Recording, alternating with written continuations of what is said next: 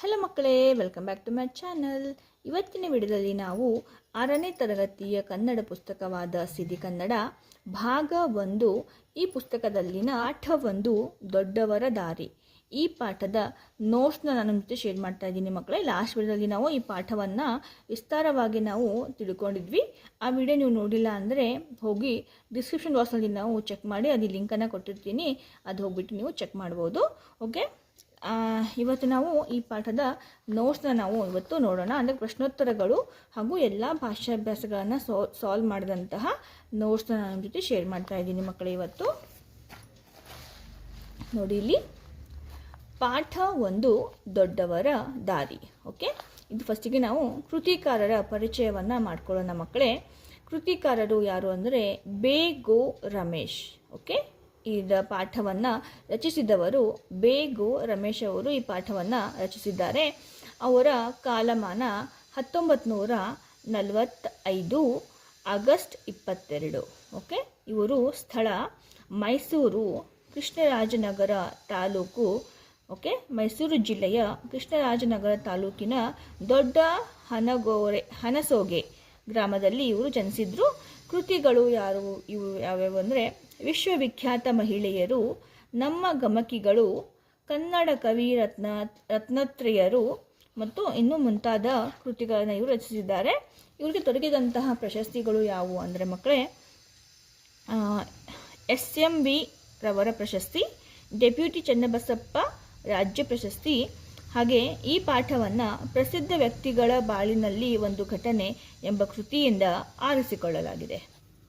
ಈಗ ಮೊದಲನೇ ಮುಖ್ಯ ಪ್ರಶ್ನೆ, ಆವರಣದಲ್ಲಿ ಕೊಟ್ಟಿರುವ ಪದಗಳಲ್ಲಿ ಸೂಕ್ತವಾದುದನ್ನು ಆರಿಸಿ ಬಿಟ್ಟ ಸ್ಥಳ ತುಂಬಿರಿ ಅಂತ ಇದೆ. ಮಕ್ಕಳಿಗೆ ತಮ್ಮ ಡ್ಯಾಶ್ ಅರಿವಾಗಬೇಕೆಂದು ಎಂದೆನಿಸಿತು. ಮಕ್ಕಳಿಗೆ ತಮ್ಮ ತಪ್ಪಿನ ಅರಿವಾಗಬೇಕೆಂದು ಎಂದೆನಿಸಿತು. ಸೆಕೆಂಡ್ ಒನ್, ಪ್ರಸಾದರು ಅವರಿಗೆಲ್ಲ ಅಷ್ಟಷ್ಟು ಡ್ಯಾಶ್ ಕೊಟ್ಟರು, ಅಷ್ಟಷ್ಟು ಕಾಸು ಕೊಟ್ಟರು. ಥರ್ಡ್ ಒನ್, ವಿದ್ಯಾರ್ಥಿಗಳಿಗೆ ಬುದ್ಧಿ ಕಲಿಸಲು ತಾವೇ ಒಂದು ಡ್ಯಾಶ್ ಕಂಡುಕೊಂಡರು, ತಾವೇ ಒಂದು ದಾರಿ ಕಂಡುಕೊಂಡರು. ಫೋರ್ತ್ ಒನ್, ಒಂದಿಬ್ಬರು ಡ್ಯಾಶ್ ಹಾಕಿಸಿಕೊಂಡು ಆಗಿತ್ತು, ಒಂದಿಬ್ಬರು ಪಾಲಿಶ್ ಹಾಕಿಸಿಕೊಂಡು ಆಗಿತ್ತು. ಓಕೆ ಮಕ್ಕಳೇ, ನೋಡಿ ಇಲ್ಲಿ ಅವರು ಬ್ರಾಕೆಟಲ್ಲಿ ಆಪ್ಷನ್ಸ್ನ ಕೊಟ್ಟಿದ್ದಾರೆ ಮಕ್ಕಳೇ. ಅದರಲ್ಲಿ ನೀವು ಸರಿಯಾದದನ್ನು ಆರಿಸಿ ಇಲ್ಲಿ ಬರೀಬೇಕು. ನಾನು ಈ ನಂಬರ್ಸ್ನ ಹಾಕಿದ್ದೀನಿ, ನೀವು ಅದನ್ನು ಕಾಪಿ ಮಾಡ್ಕೊಂಡ್ಬಿಟ್ಟು ನಿಮ್ಮ ನೋಟ್ಸಲ್ಲಿ ಸರಿಯಾಗಿ ನೀವು ಬರೀರಿ. ಓಕೆ ಮಕ್ಕಳೇ, ಕೊಟ್ಟಿರುವ ಪದ ಬಳಸಿ ಸ್ವಂತ ವಾಕ್ಯವನ್ನು ರಚಿಸಿರಿ ಅಂತ ಇದೆ ಮಕ್ಕಳೇ. ಅದರಲ್ಲಿ ಮೊದಲನೆಯದು ರಾಷ್ಟ್ರಪತಿ ಅಂತ.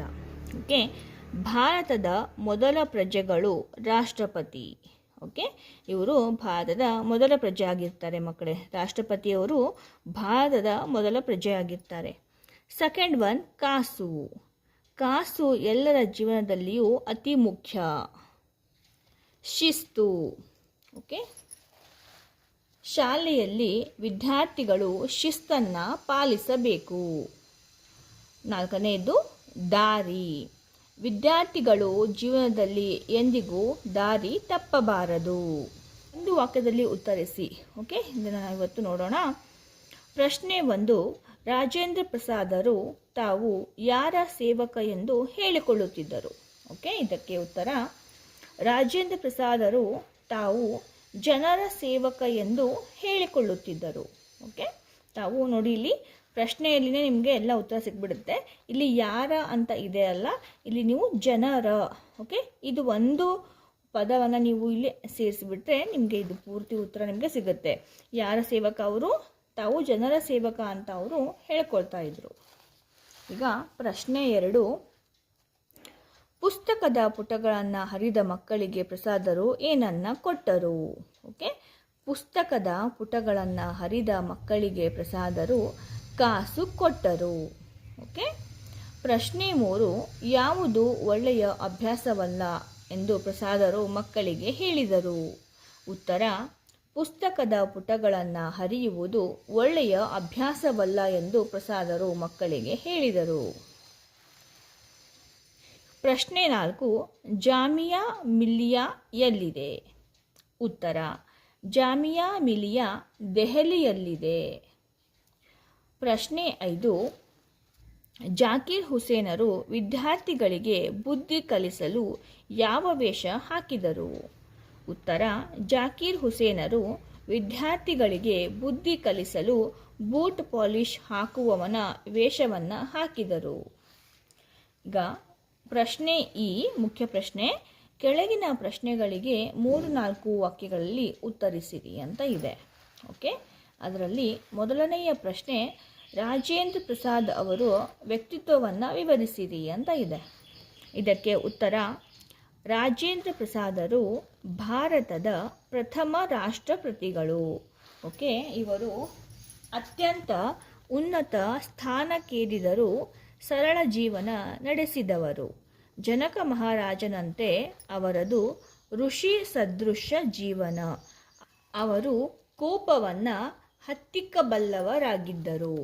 ಬಾಳಿನಲ್ಲಿ ಶಿಸ್ತು, ಸಂಯಮ, ಸಮಯ ಪಾಲನೆ ಇವುಗಳಿಗೆ ಭಾರಿ ಮಹತ್ವವನ್ನು ನೀಡುತ್ತಿದ್ದರು. ತಾವು ಜನರ ಸೇವಕ ಎಂದು ಹೇಳಿಕೊಳ್ಳುತ್ತಿದ್ದರು. ಓಕೆ, ಈಗ ಎರಡನೆಯ ಪ್ರಶ್ನೆ, ವಿದ್ಯಾರ್ಥಿಗಳಿಗೆ ಬುದ್ಧಿ ಕಲಿಸಲು ಜಾಕೀರ್ ಹುಸೇನ ಏನು ಮಾಡಿದರು?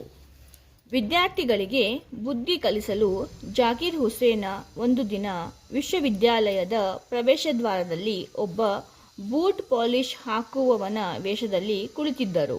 ಹೀಗೆ ಪಾಲಿಷ್ ಡಬ್ಬ ಮತ್ತು ಬ್ರಷ್ ಹಿಡಿದು ಕುಳಿತಿದ್ದ ದೃಶ್ಯವನ್ನು ಕಂಡು ವಿದ್ಯಾರ್ಥಿಗಳು ತಮ್ಮ ವರ್ತನೆಗೆ ನಾಚಿ ಪ್ರತಿದಿನ ಬೂಟುಗಳನ್ನು ಪಾಲಿಷ್ ಮಾಡಿಕೊಂಡು ಬರಲು ಆರಂಭಿಸಿದರು.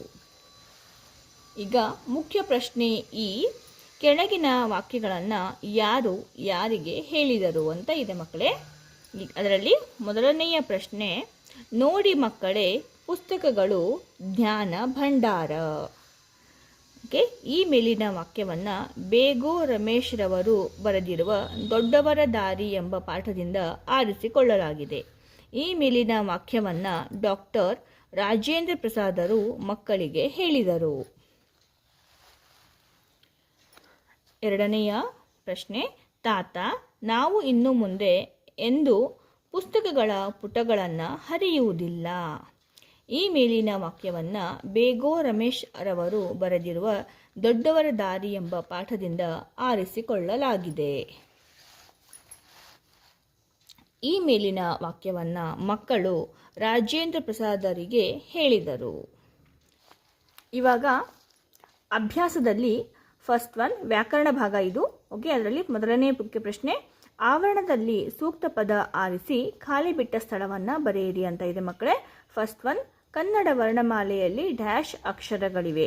ಇಲ್ಲೇನು ಸಹ ಏನು ಮಾಡಿದ್ದಾರೆ, 3 ಆಪ್ಷನ್ಸ್ನ ಕೊಟ್ಟಿದ್ದಾರೆ. ಅದರಲ್ಲಿ ಸರಿಯಾದದನ್ನು ನೀವು ಆರಿಸಿ ಬರೀಬೇಕು. 49 ಅಕ್ಷರಗಳಿವೆ. ಹೃಸ್ವ ಸ್ವರಕ್ಕೆ ಉದಾಹರಣೆ ಇ. ಓಕೆ, ಅನುಸ್ವಾರ ವಿಸರ್ಗವನ್ನು ಯೋಗವಾಹ ಎಂದು ಕರೀತಾರೆ. ಓಕೆ, ವ್ಯಂಜನಗಳಿಗೆ ಸ್ವರ ಸೇರಿ ಆಗುವ ಅಕ್ಷರಗಳನ್ನು ಗುಣಿತಾಕ್ಷರ ಎನ್ನುವರು. ವಿಜಾತಿಯ ಅಕ್ಷರವುಳ್ಳ ಪದಕ್ಕೆ ಉದಾಹರಣೆ ಶಕ್ತಿ. ಇದು ವಿಜಾತಿಯ ಒತ್ತಕ್ಷರ, ಇವೆರಡು ಸಜಾತಿಯ ಒತ್ತಕ್ಷರಗಳು ಮಕ್ಕಳೇ. ಓಕೆ, ಈಗ ಮುಖ್ಯ ಪ್ರಶ್ನೆ ಕೊಟ್ಟಿರುವ ಪದಗಳಲ್ಲಿರುವ ಅಕ್ಷರಗಳನ್ನು ಬಿಡಿಸಿ ಬರೆಯಿರಿ ಅಂತ ಇದೆ ಮಕ್ಕಳೇ. ಇಲ್ಲಿ ಉದಾಹರಣೆ ಕೊಟ್ಟಿದ್ದಾರೆ. ಸಹಾಯ, ಸ ಪ್ಲಸ್ ಅ, ಹಗೆ ಹ ಪ್ಲಸ್ ಆ. ಇಲ್ಲಿ ಆಕಾರ ಇರೋದ್ರಿಂದ ಆ ಬಂದಿದೆ. ಯ, ಇಲ್ಲಿ ಅಕಾರ ಇದೆ, ಯ ಪ್ಲಸ್ ಅ. ಓಕೆ ಮಕ್ಕಳೇ, ಈ ರೀತಿ ನೀವು ಇದನ್ನು ಬಿಡಿಸಿ ಬರಬೇಕು. ಆಭರಣ, ಆಗೆ ಯಾವುದೇ ಒಂದು ಮಾತ್ರೆ ಇರೋದಿಲ್ಲ, ಹಾಗೆ ಆ್ಯಸ್ ಇಟ್ ಈಸ್ ಬರಿಬೇಕು. ಭ ಪ್ಲಸ್ ಅ, ನೋಡಿ ಇಲ್ಲಿ ಅ ಇದೆ ಅಲ್ಲ, ಅ, ಇದು ಕೂಡ ಅಕಾರ, ಇದು ಕೂಡ ಅಕಾರ. ರ ಅ ನ ಅ. ಅವಲಕ್ಕಿ. ಓಕೆ, ನೋಡಿ ಇಲ್ಲಿ ಅಗೆ ಅ ಆ್ಯಸ್ ಇಟ್ ಈಸ್ ಬರಿಬೇಕು.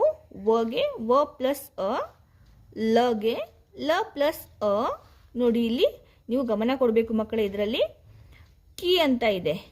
ಓಕೆ, ಇದು ಈ ಮಾತ್ರೆ, ನೋಡಿ ಇಲ್ಲಿ ಈ ಬರೆದಿದ್ದಾರೆ, ಇಲ್ಲಿ 2 ಕ ಕೊಟ್ಟಿದ್ದಾರೆ. ಯಾಕೆ ಅಂದರೆ ಇಲ್ಲಿ ಒತ್ತಕ್ಷರ ಇದೆ ಮಕ್ಕಳೇ. ಓಕೆ, ಕೀಗೆ ಕೀ ಒತ್ತಿದೆ, ಸೊ ಹಾಗಾಗಿ 2 ಕೀ ಬರೆದು ಇಲ್ಲಿ ನಾವು ಈ ಕಾರವನ್ನು ಬರಿಬೇಕು. ಓಕೆ, ಈಗ ಸಂಭ್ರಮ. ಓಕೆ, ಸ ಪ್ಲಸ್ ಅಂ. ಓಕೆ, ಸ ಪ್ಲಸ್ ನೋಡಿ ಇಲ್ಲಿ ಅಮ್ ಇದೆ, ಇಲ್ಲಿ ಕಾರ ಇದೆ, ಸಮ್ ಇದೆ ಅಲ್ಲ, ಸೊ ಹಾಗಾಗಿ ಸ ಪ್ಲಸ್ ಓಕೆ. ಭ್ರ ಇದು ಯಾವುದು ಒತ್ತು, ಇದು ಇಲ್ಲಿ ಭ ಬರೆದಿದ್ದಾರೆ, ಇಲ್ಲಿ ಇದು ರ ಒತ್ತು ಅಲ್ವಾ, ಅದಕ್ಕೆ ರ ಬರೆದಿದ್ದಾರೆ. ಓಕೆ. ಸಂಭ್ರಮ ನೋಡಿದ್ರೆ ಕಾರ ಇದೆ, ಇದು ಮ ಬರೆದು ಈಗ ಪರಮಾಶ್ಚರ್ಯ. ಓಕೆ. ಪ ಪ್ಲಸ್ ಓಕೆ, ಇದು ಇದೆ, ಇದು ಕೂಡ ರ ಪ್ಲಸ್ ಇದು ಮಾಗೆ ಆ ಮಾತ್ರ ಇದೆ, ಮ ಬರೆದು ಅಂತ ಬರಿಬೇಕು. ಓಕೆ. ಮಾ. ಓಕೆ.